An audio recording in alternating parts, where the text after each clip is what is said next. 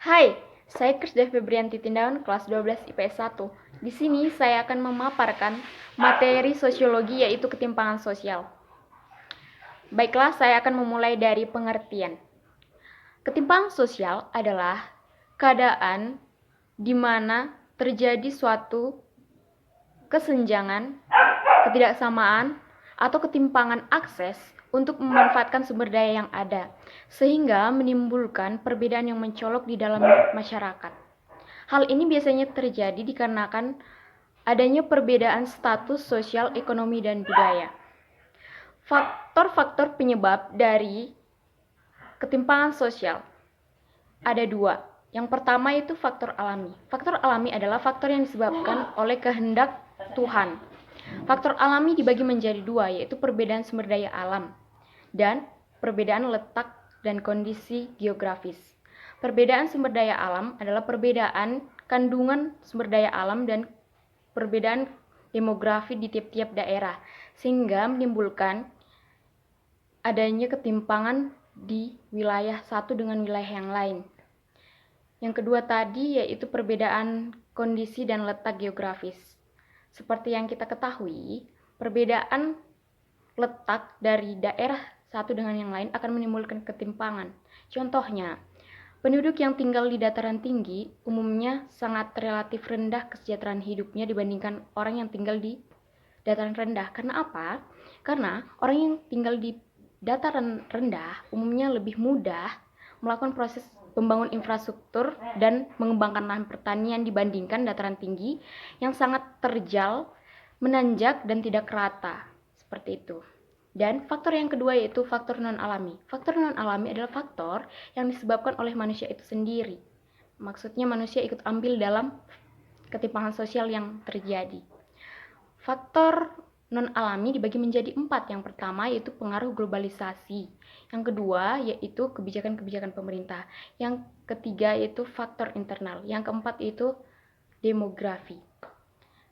Pengaruh globalisasi. Dalam pengaruh globalisasi, seperti yang kita ketahui, timbul dampak positif dan negatifnya, sehingga menimbulkan ketimpangan sosial antara yang satu dengan yang lain. Seperti contohnya, di media sosial seperti yang kita ketahui, karena kita memiliki sifat iri dengan yang satu karena memiliki kelebihan, kita umumnya lebih mencurahkan isi hati kita lewat media sosial dengan menjelek-jelekan orang yang tidak kita sukai tersebut, seperti itu. Yang kedua tadi itu kebijakan-kebijakan pemerintah. Seperti yang kita ketahui, kebijakan pemerintah juga berpengaruh kuat terhadap ketimpangan sosial yang ada. Contohnya, kebijakan transmigrasi. Umumnya, orang yang tinggal atau yang baru pindah dari kota ke desa itu lebih maju tingkat hidupnya daripada penduduk asli di daerah tersebut. Karena apa? Karena pendidikan itu tadi, seperti itu.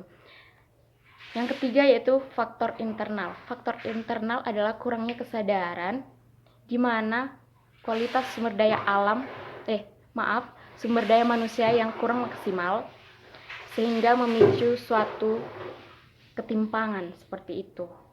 Seperti adanya kebiasaan mudah pasrah, egois, mementingkan diri sendiri, mudah menyerah, apatis, individualisme, dan lain sebagainya.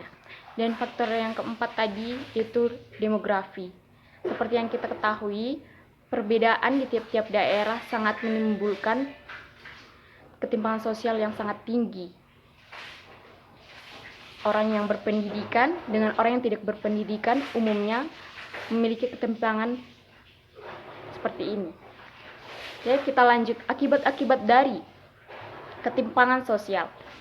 Yang pertama yaitu timbulnya kriminalitas. Seperti yang kita ketahui, jika sudah ada sifat iri, dengki, dan cemburu, umumnya kita melakukan kriminalitas seperti perampokan, penculikan, pembunuhan, bahkan pemerkosaan. Seperti itu. Yang kedua yaitu turunnya moral. Jelas dong, setelah kita cemburu, otomatis timbul sifat-sifat yang tidak diinginkan, dengki, dan lain sebagainya, sehingga timbul tadi sifat anarkis. Seperti itu. Dan yang ketiga yaitu kemiskinan. Umumnya orang yang tidak memiliki sifat daya juang dan juga berjuang untuk dirinya, umumnya memiliki sifat atau timbullah kemiskinan seperti itu. Nah, kemiskinan ini tidak hanya ditimbulkan dari wilayah saja, tetapi juga pemikiran manusia itu sendiri, karena tidak mau berkembang dan mengikuti zaman, kemajuan, dan juga budayanya yang masih tradisional. Upaya-upaya untuk mengatasi dari ketimpangan sosial yang pertama yaitu peningkatan kualitas sumber daya manusia, seperti pemerataan pendidikan kepada desa, pedalaman, dan lain sebagainya, dan pelatihan skill. Dan yang kedua itu meningkatkan peluang kerja. Yang ketiga itu menciptakan wirausaha secara massal. Yang keempat yaitu penyaluran bansos kepada target yang tepat. Seperti yang kita ketahui, banyak aparat-aparat desa, bahkan bukan hanya aparat desa, pejabat-pejabat di daerah kita umumnya melakukan korupsi untuk memenuhi kebutuhannya. Mereka tidak menyalurkan bantuan yang dari pemerintah pusat kepada daerah. Karena apa? Karena itu tadi sifat egoisme seperti itu.